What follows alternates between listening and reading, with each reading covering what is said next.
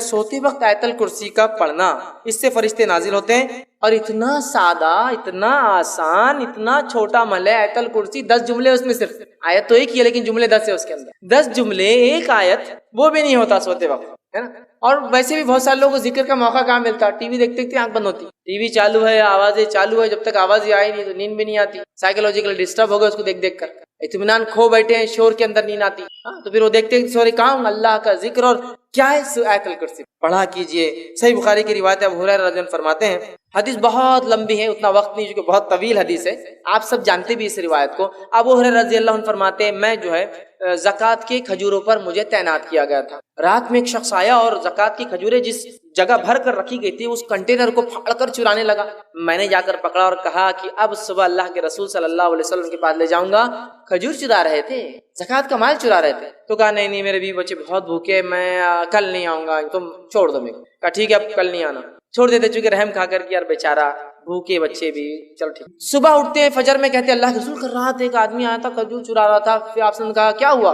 तो कहा वो बोला बीवी बच्चे भूखे तो मैंने ले जाने दिया। तो कहा अबू हुरैरा आज फिर आएगा वो? कल अल्लाह के रसूल ने तो कहा लेकिन कि नहीं आएगा, लेकिन कहा आज आएगा। अबू हुरैरा रज़ी अल्लाह फरमाते अब तो मैं मुस्तैद था, क्योंकि आपने ने बोल दिए थे अब आएगा तो बस श्योर आने ही वाला। मैं खड़ा था और आया वो, फिर चुरा रहा था। फिर मैंने पकड़ा, कहा आज तो तू गया, अब तो ले जाऊंगा आप सबके सामने और सुबह जलील करूंगा, चोरी कर रहा था। तो कहा नहीं मेरे भी बच्चे भूखे थे, मैं परेशान था, अब कल नहीं आऊंगा, ये वादा रहा। कहा ठीक है चले जाओ, रहम खा लिया। तीसरे दिन फिर ये हुआ, दूसरे दिन आप सब के पास फजर में मिले, आप सबसे फरमाया क्या हुआ रात? तो कहा अल्लाह के रसूल सल्लल्लाहु अलैहि वसल्लम आपने कहा था वो आया और मैं बिल्कुल तैनात था, फिर कहाँ है? तो कहा मैंने छोड़ दिया रहम खा कर। क्यों? तो बोले वो उसके भी बच्चे भूखे थे, फिर मेरे से बड़ी आह बुका करने लगा, गुजारिश है छोड़ दिया। कहा अबू हुरैरा आज फिर आएगा। कहा आज फिर तू कहाँ जाने वाला? तो अबू हुरैरा फरमाते हैं मैंने सोच लिया कि आज तो इसको नहीं छोड़ूंगा, गया आज। तीसरे दिन फिर आया, पकड़ा, कहा आज कोई रिक्वेस्ट नहीं, कोई गुजारिश नहीं, कोई बात नहीं चलने वाली, 2 दिन से तुम आ रहे हो। तीसरे दिन आया, कहा अब नहीं। तो कहा आज छोड़ दो, अब नहीं आऊंगा, मैं एक बात तुम्हें एक कलमा सिखा देता हूँ, अगर इस कलमे को पढ़ लो तो फरिश्ता एक आसमान से नाजिल होता है जो रात भर फजर तक तुम्हारी हिफाजत करता है और शयातीन तुमसे दूर भाग जाते हैं। कहा क्या है? तो कहा सोते वक्त जो है आयतल कुर्सी पढ़ लेना। सुबह हुई, फजर की नमाज पढ़ी, नबी अकरम सल्लल्लाहु अलैहि वसल्लम मुलाकात हुई। कहा हुरैरा तुम्हारे खैदी का क्या हुआ, आया था? तो कहा आज भी आया था। कहा कहाँ है? तो कहा मैंने आज भी छोड़ दिया उसको। तो कहा क्यों? तो कहा उसने एक कलमा मुझे सिखा दिया,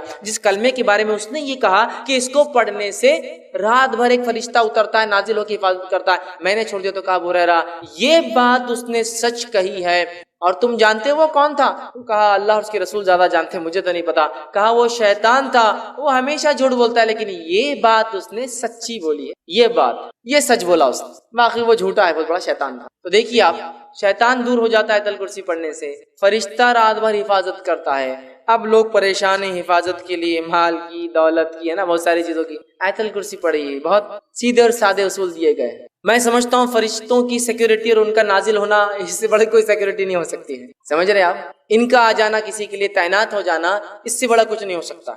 लेकिन अब मसला ये हम लोगों का कि बात समझ में नहीं आती। अब एक सीन तस्वुर कीजिए कि समझ लीजिए एक शख्स आपके सामने आ रहा है और उसके पीछे 2 पुलिस वाले चलते हुए आ रहे हैं, मिलने की हिम्मत करते आप, बहुत भारी आदमी दिख रहा है, पुलिस साथ चल रही है उसको तो कोई हाथ भी नहीं लगा सकता, क्यों? पुलिस वाले साथ रहते हैं उसके, सादे पुलिस वाले। अब पुलिस वाले जिनके पास बंदूकें लगी हुई हो, उसका तो मुकाम बढ़ गया ना, स्टेन गन्स हो और बढ़ गया, AK-47 लेके उसके पीछे जा रहे और बढ़ गया। पुलिस से हट करके टोपी सिर्फ बदल जाए, टोपी के बदले काला कपड़ा हो तो हर बहुत खतरनाक आदमी दिख रहा है। तो इतनी बड़ी सिक्योरिटी, टोपी नहीं सर पे, वो सर पे कफन बांधा हुआ आदमी उसके साथ घूम रहा। कमांडोज जो होते हैं वो कफन बांधे हुए ना, उनका ये मकसद है कि अब जान भी जाए तो कोई मसला नहीं, अरे टोपी नहीं तो मतलब बहुत बड़ा आदमी दिख रहा है, समझ लेना, अंदाजा होता है। अब अंदाजा लगाइए, फरिश्ता खड़ा है आपके लिए रात भर, अल्लाह ताला की एक मखलूक जिसकी ताकत, हय्यत, कैफियत, तवानाई ऐसी है कि ये रिवायत में आता है कि एक फरिश्ता जो खबर में कुरान जो नहीं पढ़ता था उसको जो सजा देने पर मुतैन रहेगा, वो एक गज लोहे का उठाएगा सलाख और उठा के देव मारेगा एक आदमी पे जिसने कुरान नहीं पढ़ा था दुनिया में खबर में, इतने जोर से वो आदमी चिल्लाएगा और उसका सर रेजा रेजा बन के हवा में उड़ जाएगा कि तमाम मखलूक जमीन और आसमान की सिवा जिन और इंस को छोड़कर उसकी चीख को सुनेंगी। तो आपने कहा कि वो फरिश्ते के बारे में मालूम है तुमको, वो गज जो मारता है वो गज का वेट क्या है? सहाबा ने कहा नहीं हमको नहीं पता कैसे मारता होगा वेट। तो कहा वो एक गज अगर उठाकर दुनिया के सबसे बड़े पहाड़ पर मारी जाए तो पहाड़ को पाउडर में तब्दील कर देगा जर्रात में, इतना वेटेड और इतना खतरनाक वो पंच होता है, ठीक है?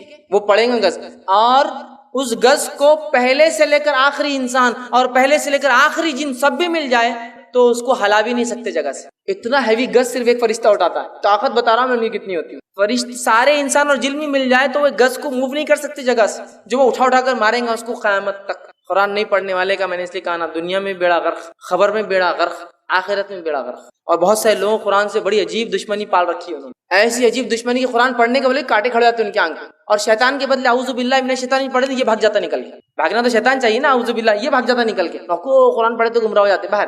ارے بھائی قرآن کی نہ قرآن پڑھنے تو گمراہ ہو جاتے. دیکھو تو کتنے لوگ گمراہ ہو گئے قرآن پڑھ کے. انہوں کیسی باتیں کر رہے، انہوں کیسی کر رہے. اب انہیں کچھ پڑھے نہیں، اللہ کچھ پوچھنے والا نہیں اپنے سے. حالات ہی ہے اپنی. ہم پڑھتے نہیں، اللہ پوچھے گا بھی نہیں ہم سے. اللہ رحم کرے. یہاں دیکھیے آیت الکرسی پڑھ رہے. یقیناً قرآن کے تمام فضائل کیا ہے وہ تو دیکھنا یا سمجھنا ناممکن جیسی بات ہے، لیکن وہ باتیں جو واضح ہے یا وہ بعض باتیں جو مشہور اور معروف ہے یا وہ بعض باتیں جو اللہ رب العزت نے مناسب سمجھی انسانیت کو بتائے، وہ تمام باتیں انشاءاللہ عزیز ہمارے سامنے حدیث کے ذریعے موجود ہے، پہنچی ہیں.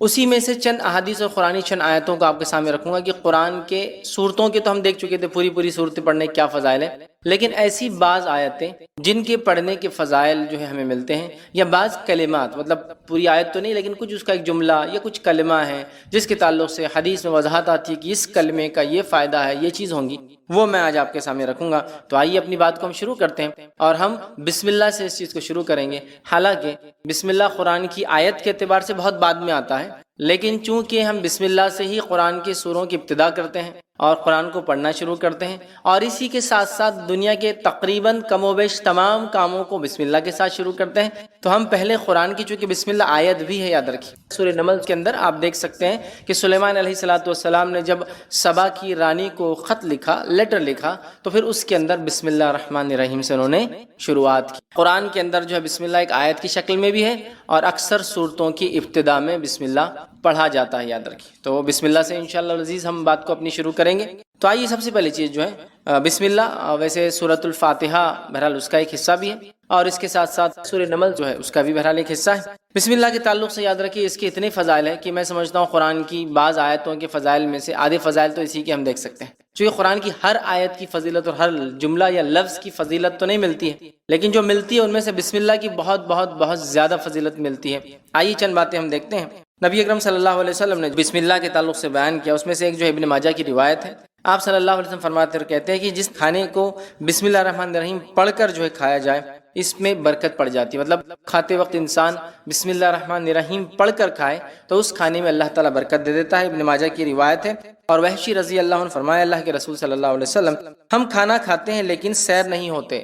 کھانا تو کھاتے ہیں لیکن سیر نہیں ہوتے، مطلب مطمئن نہیں ہوتے کھانے کے بعد.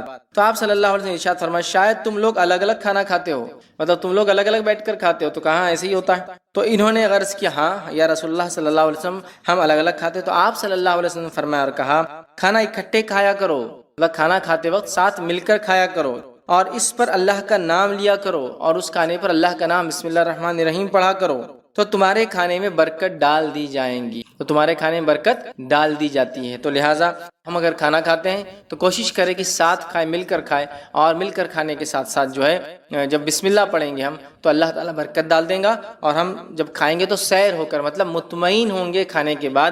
ورنہ بہت سارے لوگ ہم دیکھتے ہیں کبھی کھانے سے مطمئن نہیں ہوتے، اس لیے کہ ہمیشہ بھوکے رہتے ہیں. وہ اس لیے کہ نہ تو ساتھ کھاتے ہیں، بلکہ آج کل کا سسٹم تو یہ الگ الگ کھاؤ، اس لیے کہ پتہ نہیں اس کی کتنی بیماریاں مجھے لگ سکتی ہے نا. ٹھیک ہے، کچھ بیماریاں ہیں جو لگ سکتی ہے لیکن وہ بھی اللہ کے حکم سے لگیں گی نا. ہر بیماری کے تعلق سے سائنس نہیں کہتی لگ جاتی ہے. ہاں کچھ ہے جو لگتی ہے، کنٹیجس ڈیسیز جو ایک دوسرے کو لگتی ہے، لیکن وہ بھی ہمارا عقیدہ ہے اللہ جس کو دینا چاہتا ہے دیتا ہے. احتیاطی تدابیر اپنی جگہ ضروری ہے. نبی اکرم صلی اللہ علیہ وسلم نے خارشی اونٹ کو بغیر خارش، کھجلی والے اونٹوں کو بغیر کھجلی والے اونٹوں کے باڑے سے الگ رکھا.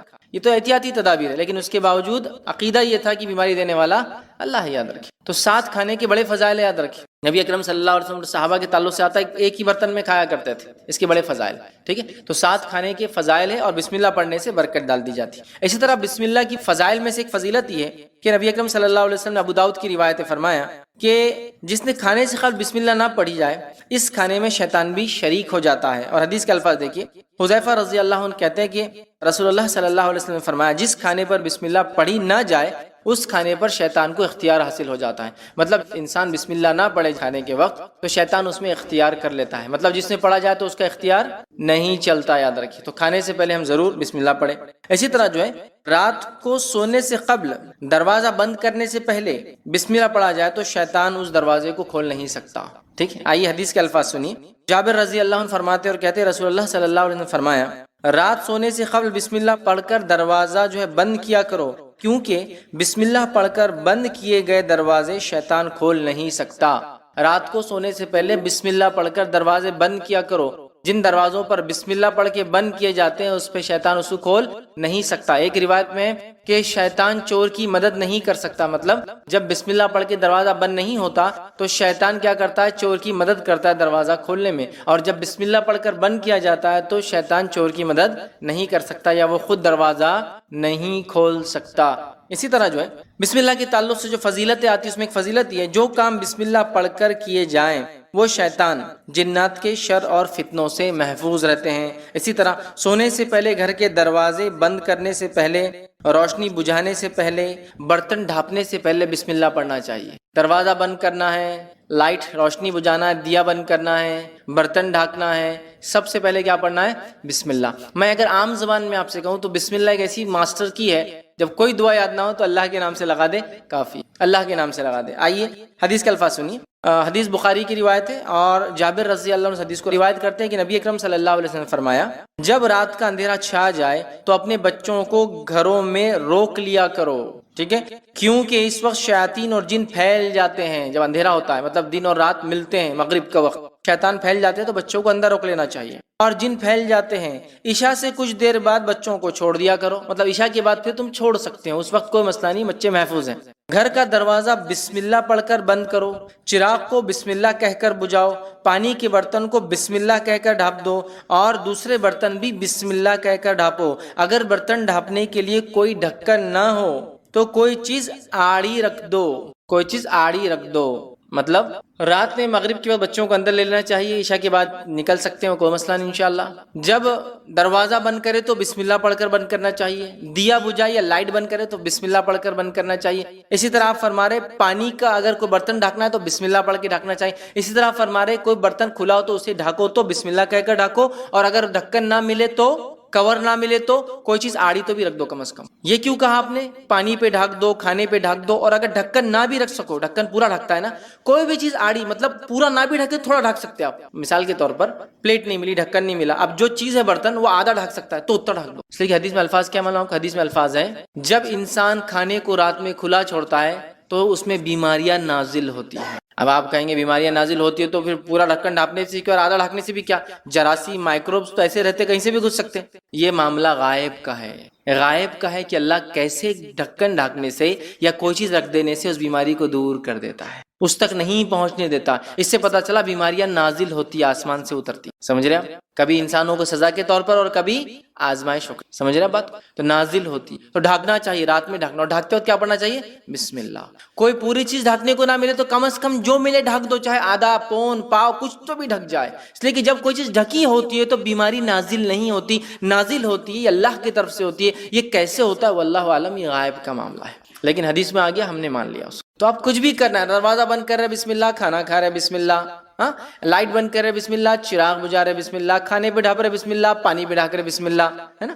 آپ دیکھیے، اور بسم اللہ اور بسم اللہ الرحمن الرحیم دونوں بھی پڑھ سکتے، کوئی مسئلہ نہیں. مطلب یاد رکھ، بسم اللہ کہہ کر بھی کر سکتے، بسم اللہ الرحمن الرحیم بھی پڑھ سکتے. علماء کے دونوں اقوال ہیں اس معاملے میں. مطلب اس سمجھ جو علماء کی دونوں ہے کہ دونوں بھی کیا جا سکتا. چونکہ اکثر بسم اللہ آتا ہے تو کچھ نے کہا صرف بسم اللہ پڑھنا ہے، اور کچھ نے کہا بسم اللہ آتا ہے مطلب بسم اللہ الرحمن الرحیم پورا پڑھنا ہے. جیسا قل هو اللہ احد پڑھ لیا کرو، مطلب قل هو اللہ احد اللہ الصمد لم یلد ولم یولد ولم یکن له کفوا احد، پورا سورہ مراد ہے. گھر سے نکلتے وقت بسم اللہ پڑھنے والے کی رہنمائی کی جاتی ہے. گھر سے نکلتے وقت بسم اللہ پڑھنے والے سے شیطان الگ ہو جاتا ہے. گھر سے نکل رہے تو بھی کیا پڑھ کے نکلیں گے؟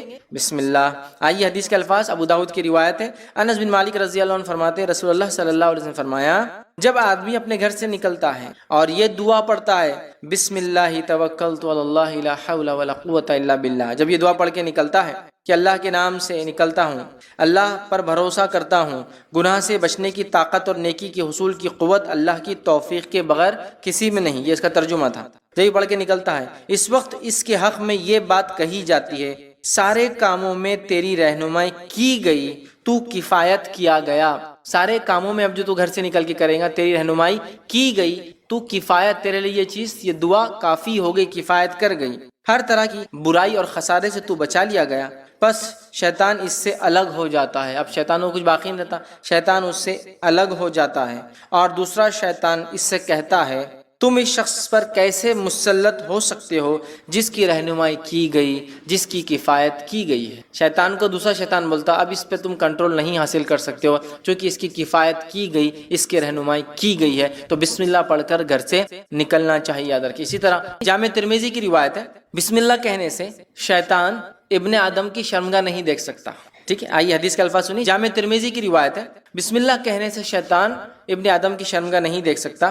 حدیث کے الفاظ اس طرح سے، علی رضی اللہ عنہ فرماتے ہیں رسول اللہ صلی اللہ علیہ وسلم نے فرمایا بسم اللہ کہنا جنات کی آنکھوں اور بنی آدم مطلب انسان کی اولاد، مرد ہو یا عورت ہو، کی شرمگاہ کے درمیان پردہ بن جاتا ہے۔ جب انسان بسم اللہ پڑھتا ہے تو شیطان اور ابن آدم کی شرمگاہ کے بیچ میں بسم اللہ پردہ بن جاتا ہے نا۔ اور شیطان ایسے وقتوں میں جب انسان کپڑے اتارتا ہے، اس کو تاڑتا ہے، اس کو ستاتا ہے، اس کو تکلیف دینے کی پوری کوشش کرتا ہے، اس لیے حدیث میں آتا ہے کہ جب بیت الخلاء جاؤ تو دعا پڑھ کر جاؤ، ہے نا، دعا اس کی کہ اللہ میں خبث اور خبائث، جو خبیث قسم کے بدترین مرد اور عورت ان میں ہیں، ان سے پناہ مانگتا ہوں۔ اللہم انی اعوذ بک من الخبث والخبائث، ٹھیک ہے، میل اور فیمیل دونوں جن اور جنات جو برے ہوتے ہیں ان سے میں اللہ تیری پناہ چاہتا ہوں۔ سمجھ رہے بات کو؟ تو بہرحال بسم اللہ پڑھنے سے ابن آدم کی شرمگاہ انسان نہیں دیکھ سکتا، ٹھیک ہے۔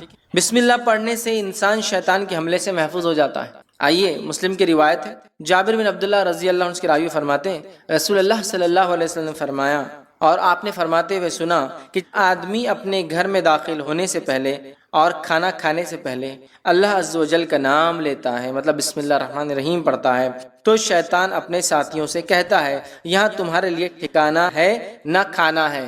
جب آدمی گھر میں جا رہا ہے بسم اللہ پڑھ کے جا رہا ہے، بسم اللہ پڑھ کے کھا رہا ہے، شیطان بولتا ہے نہ آج رہنے کی جگہ ہے نہ آج یہاں کھانے کی جگہ ہے تمہارے، اپنے ساتھیوں کو بولتا ہے۔ اور جب آدمی اللہ کا نام لیے بغیر داخل ہوتا ہے تو شیطان کہتا ہے تمہارے لیے رہنے کی جگہ ہو گئی ہے، اور جب آدمی کھانا کھاتے وقت بسم اللہ نہیں کہتا تو شیطان کہتا تمہارے لیے کھانے کا انتظام بھی ہو گیا ہے۔ سمجھ رہا؟ تو انسان اگر کھانا کھاتے بسم اللہ نہ پڑھے، شیطان بولتا کھانے کا انتظام ہو گیا۔ بسم اللہ پڑھ کر گھر میں نہ داخل ہو تو شیطان کہتا رہنے کا انتظام ہو گیا۔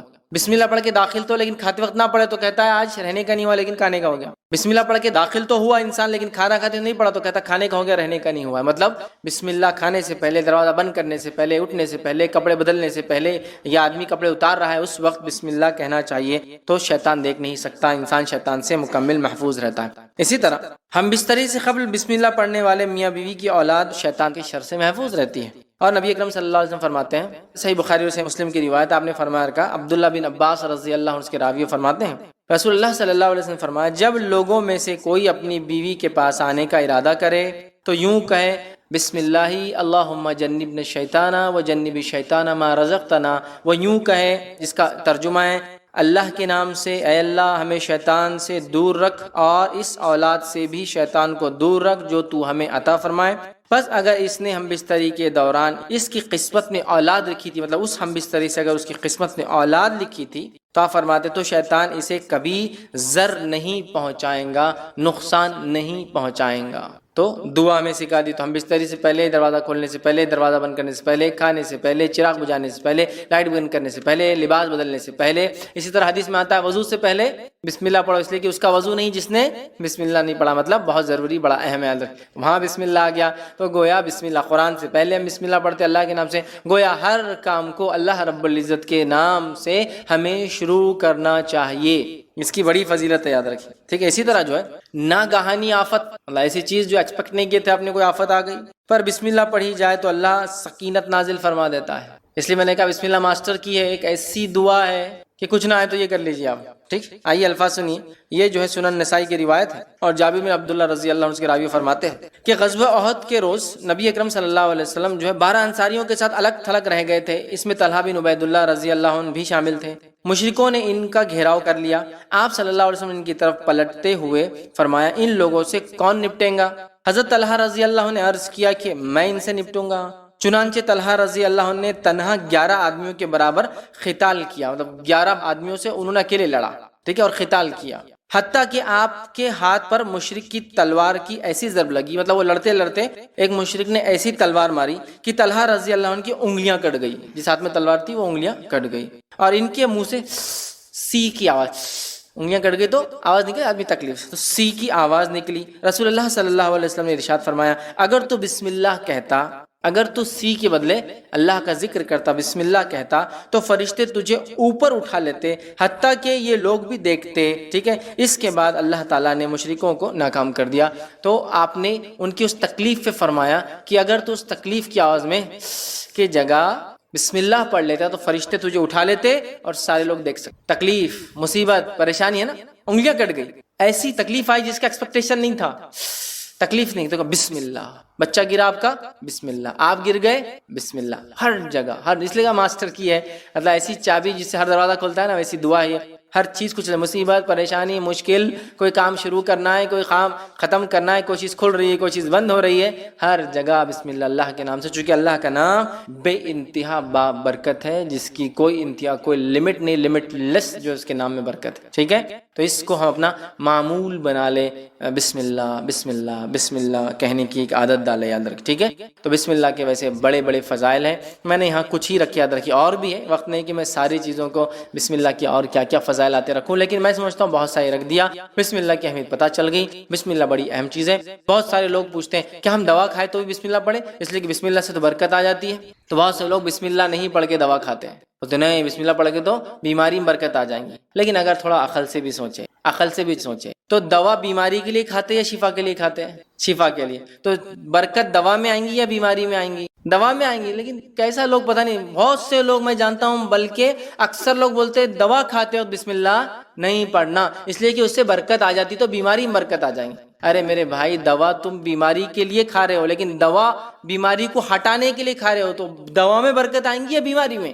دوا میں۔ تو پتہ نہیں لوگ اتنے انتہائی پیدل کیسے ہوتے ہیں اور ایسی کیسی بے خوفیاں کرتے ہیں، اور شریعت میں اپنے دماغ ہر چیز کھاؤ تو بسم اللہ، ہر چیز پیو تو بسم اللہ، تو دوا بھی کھاتے ہو تو بیماری کے اگینسٹ کھاتے ہو، بیماری کے رد میں کھاتے ہو، بیماری ختم کرنے کھاتے ہو، تو بیماری میں کیسے برکت ہوں گی؟ دوا میں جب بسم اللہ پڑھا جائے گا تو دوا میں اللہ شفا میں برکت دیں گا، بیماری کو ختم کریں گا۔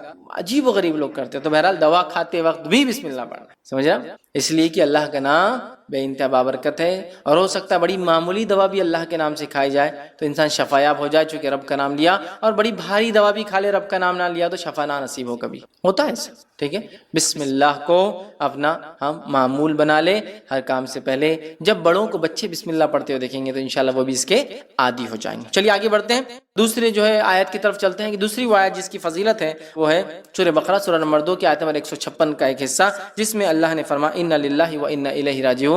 پوری تفصیلات بہرحال آپ جانتے ہیں۔ اللہ رب العزت قرآن کے اندر جو ہے یہ بڑی مشہور اور معروف آیت ہے، 155 156 157 سورہ بقرہ کی، ٹھیک ہے۔ اس میں وبشر الصابرین، اور اللہ فرماتا ہے صبر کرنے والوں کو بشارت دے دو، الذین اذا اصابتهم مصیبۃ قالوا ان للہ وانا الیہ راجعون، کہ ان لوگوں کو خوشخبری سنا دو جب ان پہ کوئی مصیبت یا پریشانی آتی ہے تو وہ کیا کہتے ہیں؟ ہم اللہ کی طرف سے آئے ہیں اور اللہ کی طرف لوٹ کر ہمیں جانا ہے۔ اولئک علیہم صلوات من ربہم ورحمہ، انہی کے لیے اپنے رب کے طرف سے جو ہے صلوات ہے، درود ہے، اور ان کے لیے فضل ہے اور رحم ہے۔ واولئک هم المهتدون، اور یہی لوگ ہدایت یافتہ ہیں۔ تو ان للہ وانا الیہ راجعون کی بڑی بڑی فضیلت ہے۔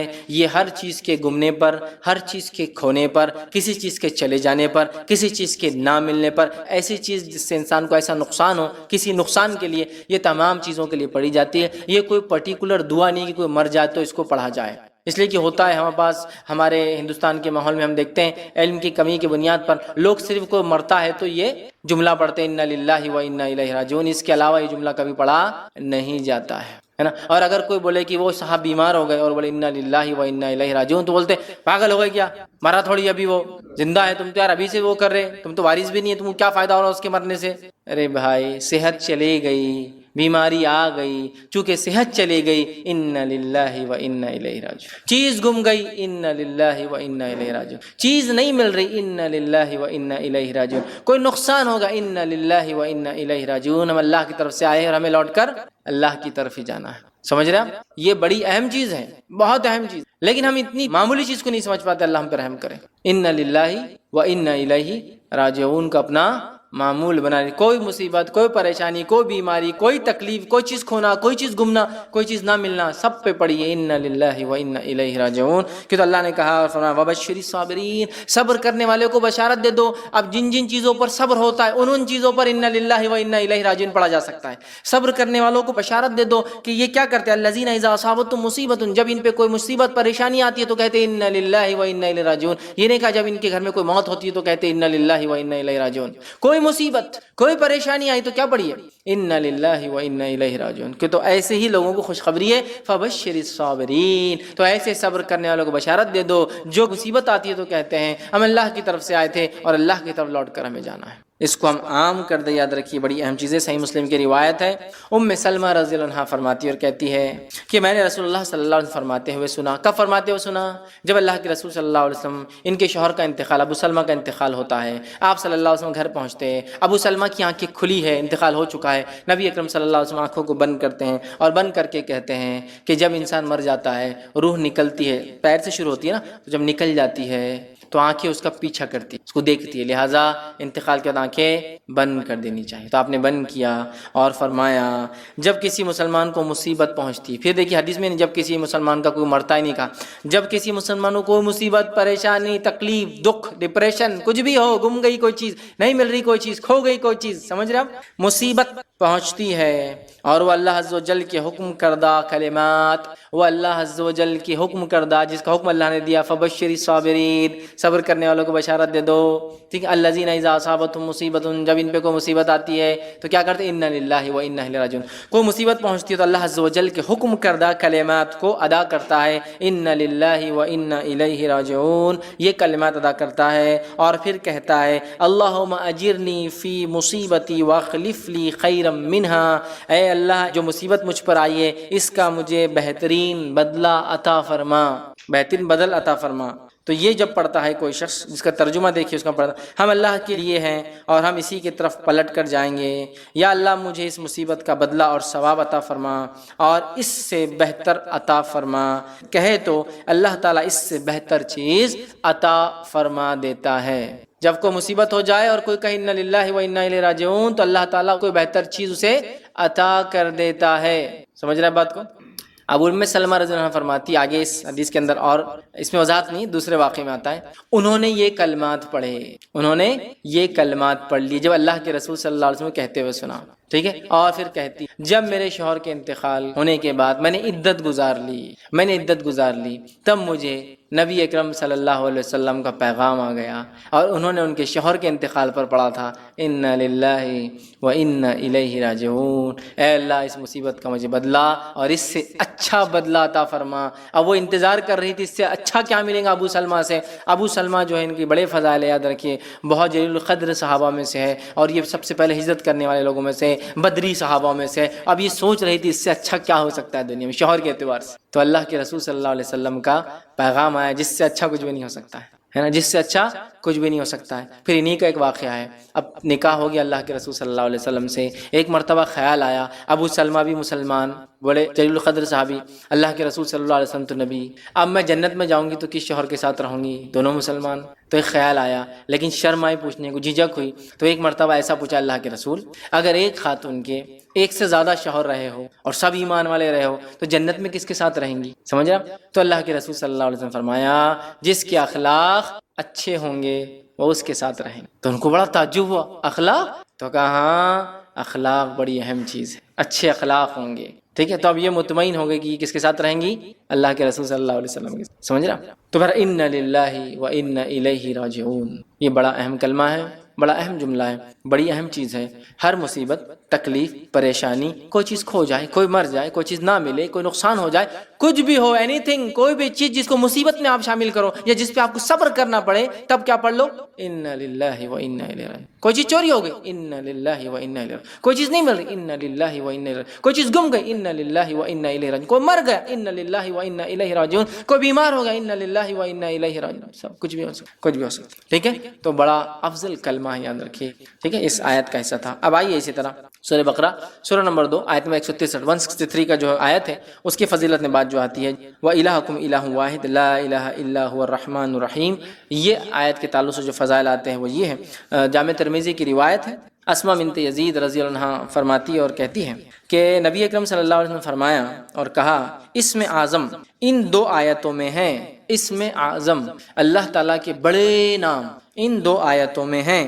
پھر آپ نے پڑھا وَإِلَٰهُكُمْ إِلَٰهٌ وَاحِدٌ لَا إِلَٰهَ إِلَّا هُوَ الرَّحْمَٰنُ الرَّحِيمُ، ٹھیک ہے، اور تمہارا الہ تو بس ایک ہی ہے، اس کے علاوہ کوئی الہ معبود لائق عبادت کوئی نہیں، وہ بہت مہربان اور رحم کرنے والا ہے۔ پھر فرمایا، اور اس آیت میں 2 آیتوں میں ہے اسم اعظم، دوسری آیت کون سی؟ سورہ آل عمران کی آیت نمبر 1 اور 2 آپ نے فرمایا، اور سورہ آل عمران کی ابتدائی آیت یعنی الف لام میم اللہ لا الہ الا هو الحی القیوم، یہ آیت میں آپ نے فرمایا اسم اللہ کے اسم اعظم ہیں، بڑے نام ہیں، یاد رکھ، ٹھیک ہے۔ اور اس کی فضیلت میں آتا ہے کہ اسم اعظم ان 2 آیتوں میں ہیں، یہ 2 آیتوں کو پڑھنا چاہیے، اور ایک روایت میں اسم اعظم جس دعا میں لگا دی جائے اللہ اس دعا کو رد نہیں کرتا۔ الحی القیوم رحمان اور رحیم، ٹھیک ہے، یہ اسم اعظم ہے، یاد رکھیں ان دونوں آیتوں میں اسم اعظم آتے ہیں اللہ کے، تو ایک میں آیا رحمان اور رحیم آیا، دوسرے میں حی اور قیوم آیا، یاد رکھیں۔ اسی طرح ایک اور آیت کے تعلق سورہ بقرہ سورہ نمبر 2 آیت نمبر 201 کے تعلق سے آتا ہے، یاد رکھیے، جو بڑی مشہور اور معروف آیت ہے ربنا آتنا فی الدنیا حسنۃ وفی الآخرۃ حسنۃ وقنا عذاب النار، اس کے تعلق سے آتا ہے۔ اور انس بن مالک رضی اللہ عنہ فرماتے اور کہتے ہیں، یہ متفق علیہ، صحیح بخاری اور صحیح مسلم کی روایت، آپ نے فرمایا رسول اکرم صلی اللہ علیہ وسلم کی اکثر دعا یہ ہوتی تھی، موسٹ آف دا ٹائم آپ یہ دعا کرتے تھے، کیا دعا؟ یا اللہ ہمیں دنیا میں بھلائی عطا فرما، ربنا آتنا فی الدنیا حسنۃ، اور آخرت میں بھی بھلائی عطا فرما، بالآخرۃ حسنۃ، اور ہمیں آنکھ کے عذاب سے بچا، وقنا عذاب النار۔ اکثر دعا نبی اکرم صلی اللہ علیہ وسلم کی یہ ہوا کرتی، ہمیں بھی چاہیے کہ ہم بہت زیادہ کثرت سے اس دعا کو کریں جس دعا کو ہمارے نبی جو ہے کثرت سے کیا کرتے تھے، ربنا آتنا فی الدنیا حسنۃ وفی الآخرۃ حسنۃ وقنا عذاب النار، دنیا کی خیر علم و عمل کے اعتبار سے، آخرت کی خیر جنت کے اعتبار سے، جہنم سے نجات، آنکھ کے عذاب سے نجات۔ تو یہ بڑی اہم دعا ہے، یاد رکھیں۔ اسی طرح سورہ بقرہ سورہ نمبر 2 آیت نمبر 255 آیت الکرسی جس کو ہم کہتے ہیں، آیت الکرسی آپ نے بیان کی، یہ سب سے فضیلت والی عظمت والی بڑی آیت ہے، یاد رکھیں۔ اسی طرح سونے سے پہلے آیت الکرسی پڑھنے والے کے لیے اللہ تعالیٰ کی طرف سے ایک فرشتہ مقرر کیا جاتا ہے جو چوری، ڈاکہ اور دیگر نقصانات سے اس کی حفاظت کرتا ہے، نیز شیطان کی بری حرکتوں مثلاً وساوس، جادو، اسی طرح اس کی آصف زدگی اور اس کے خوف سے بھی انسان محفوظ رہتا ہے۔ اتنے سارے فائدے ہیں۔ یقیناً یہ روایت ابو ہریرہ رضی اللہ عنہ کی بڑی مشہور اور معروف روایت ہے، صحیح مسلم میں اور دیگر کتب میں آتی ہے، میں اب پوری تفصیلات نہیں رکھتا ہوں، بس مختصر آپ کو واقعہ، چونکہ حدیث بہت لمبی ہے۔ ہوا یہ کہ ابو ہریرہ رضی اللہ عنہ کو آپ نے جو زکوٰۃ کی کھجوریں تھی اس کے اوپر جو اپوائنٹ کیا، آپ وہاں تھے، رات میں ایک شخص آیا کھجوریں چرا رہا تھا، آپ نے پکڑا، کہا اللہ کے رسول صلی اللہ علیہ وسلم کا پیش کروں گا۔ اس نے کہا کہ میرے بیوی بچے بڑے بھوکے پیاسے تھے، میں مجبور تھا اس لیے لے جا رہا ہوں، میں کل نہیں آؤں گا۔ کہا ٹھیک ہے کل نہیں آنا، چھوڑ دیا۔ صبح ہوئی، اللہ کے رسول صلی اللہ علیہ وسلم سے کہا اللہ کے رسول ایک شخص آیا تھا کھجور چرا رہا تھا، میں نے پکڑا، پھر کہا بیوی بچے میں نے چھوڑ دیا۔ اللہ کے رسول صلی اللہ علیہ وسلم فرمایا آج پھر آئیں گا وہ، یہ کہتے جب اللہ کے رسول صلی اللہ علیہ وسلم کہہ دیا آج آئیں گا تو میں تو اب تیار ہو گئی، آج تو نہیں چھوڑوں۔ پھر آیا وہ کھجوریں چرا رہا تھا، آپ نے پکڑا، کہا آج تو اللہ کے رسول صلی اللہ علیہ وسلم بارگاہ میں حاضر کروں گا اور تم کو، چونکہ تم کھجور چرائے تھے زکوٰۃ کے۔ کہا نہیں میرے بیوی بچے بھوکے تھے، یہ تھے وہ تھے، بڑا اس نے رونا رویا، ان کو رحم آیا، پھر چھوڑ دیا۔ صبح ہوئی، اللہ کے رسول صلی اللہ علیہ وسلم فجر نے پوچھا کیا ہوا ابو ہریرہ تمہارے قیدی کا؟ کہاں جایا تھا؟ کہا کہاں ہے پھر؟ تو کہا آج بھی چھوڑ دیا میں نے اس کو، لیکن اس نے کہا کل نہیں آئیں گا، تو کہا آج بھی آئیں گا وہ۔ یہ کہتے وہ اب میں نے سوچ لیا آج تو اس کو نہیں جانے دوں۔ پھر وہ کہتے میں نے رات میں پورا مستعدی کے ساتھ میں کھڑا تھا، پھر وہ آیا، آتے ہی میں نے کھجور چرا پکڑا، کہا آج تو تجھے لے کر ہی جاؤں گا، یہ 3rd ٹائم ہے، 2 ٹائم تو معاف کر دیں۔ کہا ٹھیک ہے تم مجھے چھوڑ دو، میں تمہیں ایک ایسی خیر کی بات بتاؤں گا جس دعا کو تم اگر رات پڑھ لو سونے سے پہلے تو ایک فرشتہ صبح تک تمہاری حفاظت کرے گا۔ اب چونکہ صحابہ خیر کے متلاشی اور خیر کے بہت زیادہ وہ تھے، حریص تھے، کہا اچھا خیر کا کوئی چیز دے رہا ہے رات میں پڑھنے سے فرشتہ؟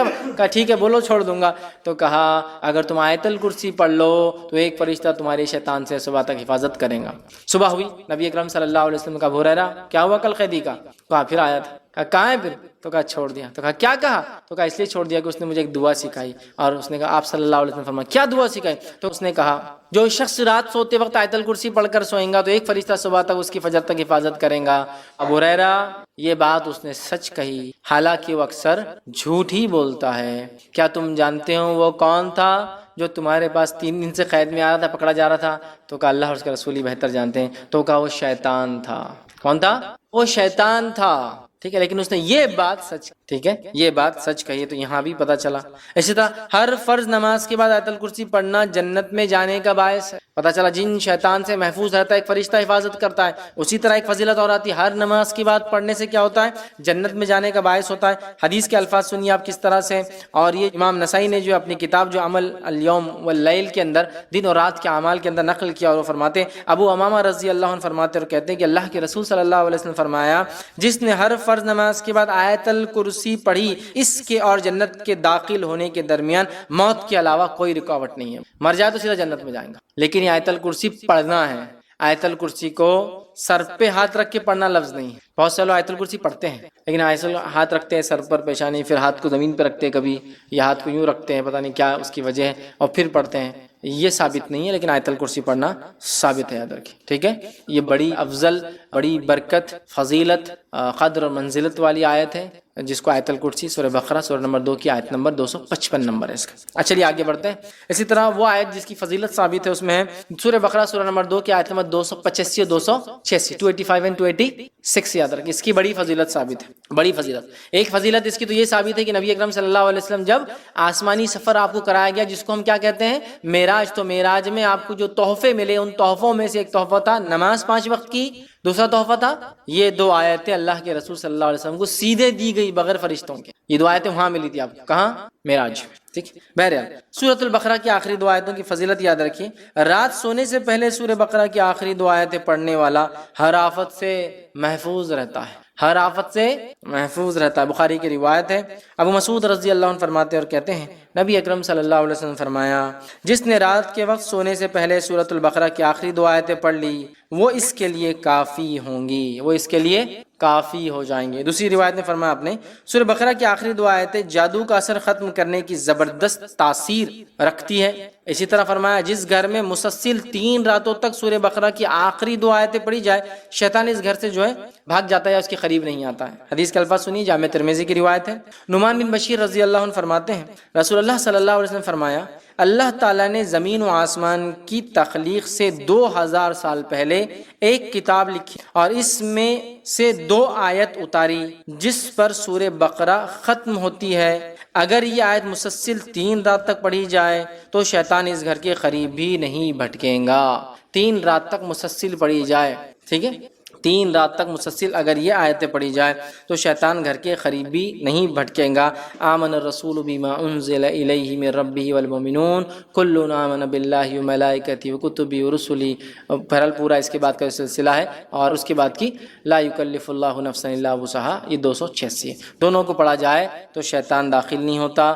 3 راتوں تک اگر مسلسل پڑھی جائے، رات پڑھ کر سوئے تو کافی ہو جاتی ہے اس کے لیے. یاد رکھیے، اس کی حفاظت کے لیے، تمام چیزوں کے لیے. اسی طرح جو ہے سورہ بقرہ کی آخری 2 آیتیں پڑھ کر اللہ تعالیٰ سے جو حاجت طلب کی جائے وہ پوری ہوتی ہے. سورہ بقرہ کی آخری 2 آیتیں تلاوت کر کے جو حاجت جو اللہ سے مانگا جائے پورا ہوتا ہے. مسلم کی روایت ہے، عبداللہ ابن عباس رضی اللہ عنہما اس کے راوی کہتے ہیں کہ ایک روز جبرائیل علیہ السلام نبی اکرم صلی اللہ علیہ وسلم کے پاس بیٹھے ہوئے تھے کہ انہوں نے اوپر سے دروازہ کھلنے کی آواز سنی. اپنا سر اٹھایا اور نبی اکرم صلی اللہ علیہ وسلم کو بتایا کہ یہ آسمانوں کے دروازوں میں سے ایک ایسا دروازہ ہے جو آج سے پہلے کبھی نہیں کھلا.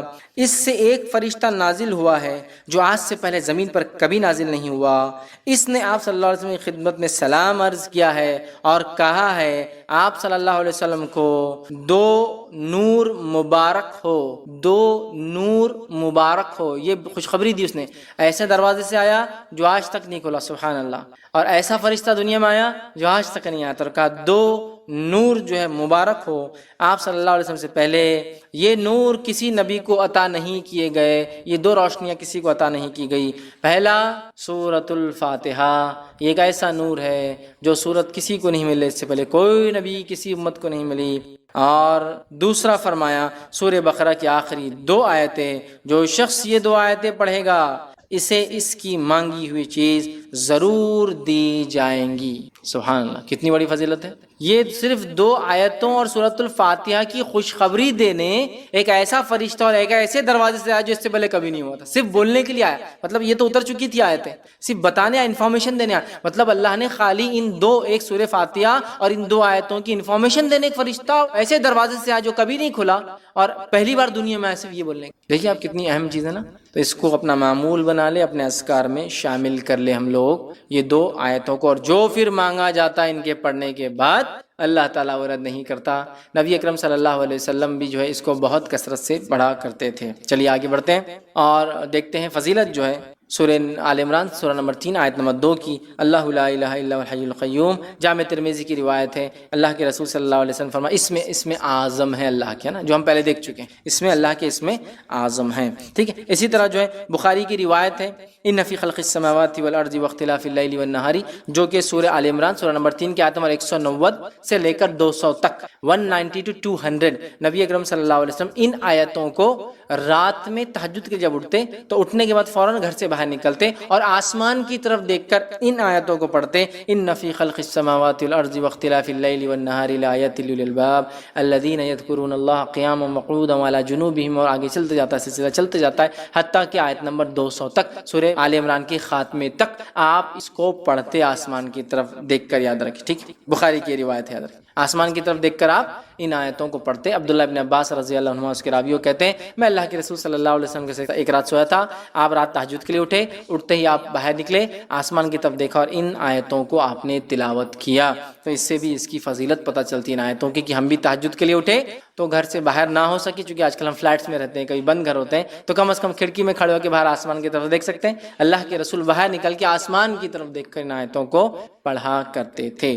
ٹھیک ہے. اسی طرح جو ہے لا الہ الا انت سبحانک انی کنت من الظالمین، اس آیت کی کیا فضیلت ہے، جو کہ سورہ نمبر 21 سورہ انبیاء آیت نمبر 87 ہے. یاد رکھیں اس کی کیا فضیلت ہے. تو بہرحال یہ آیت ہم سب جانتے ہیں کب اور کس واقعے کو جو ہے بیان کرتی ہے، اور نبی اکرم صلی اللہ علیہ وسلم نے یہ مسند احمد اور جامع ترمذی کی روایت فرمایا اور کہا.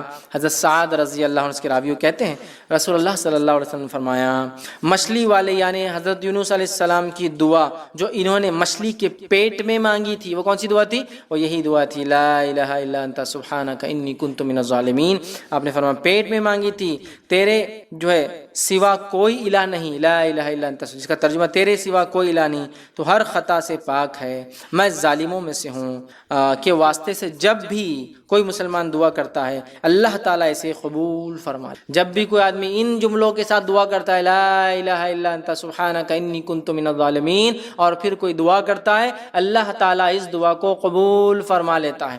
اس کو عام زبان میں لوگ جو ہے بہت سارے ناموں سے اس آیت کو جلالی آیت، کمالی آیت اور پتہ نہیں کیا کیا اس کو نام دیتے ہیں، اور اس کے لیے مجلسیں سجائی جاتی ہے نا، لوگ جمع ہوتے ہیں اور 1.25 لاکھ مرتبہ اس کو لا الہ الا انت سبحانہ پڑھا جاتا ہے، پھر پڑھ کر ایصال بخش دیا جاتا ہے وغیرہ. یہ تمام چیزیں ثابت نہیں ہیں. اپنی زندگی میں اپنے زبان سے الفاظ ادا کیجئے اور اللہ سے دعا کیجئے. یاد رکھیے مرنے کے بعد ایصال کرنا، ایسا بیٹھ کر ان آیتوں کو پڑھ کے مجلس سے سجانا، یہ سنت سے بہرحال ثابت نہیں. ہاں یہ ثابت ہے لیکن یہ تمام چیزیں ثابت نہیں ہیں. ٹھیک ہے. چلیے آگے بڑھتے ہیں. سورہ نمبر 57 جو کہ سورہ حدید ہے، اس کی آیت نمبر 3 کے تعلق سے آتی ہے هو الاول والآخر والظاہر والباطن وهو بكل شيء علیم. اس آیت کی فضیلت کے تعلق سے آتا ہے. ابو داؤد کی روایت ہے، عبداللہ بن عباس رضی اللہ عنہما اس کے راویوں فرماتے اور کہتے ہیں جب تو اپنے دل میں تھکاوٹ محسوس کرے تو یہ آیت تلاوت کرو هو الاول والآخر والظاہر والباطن وهو بكل شيء علیم. تو وہی اول ہے، وہی آخر ہے، وہی ظاہر ہے، وہی باطن ہے، اور وہی ہر چیز کا علم رکھنے والا ہے.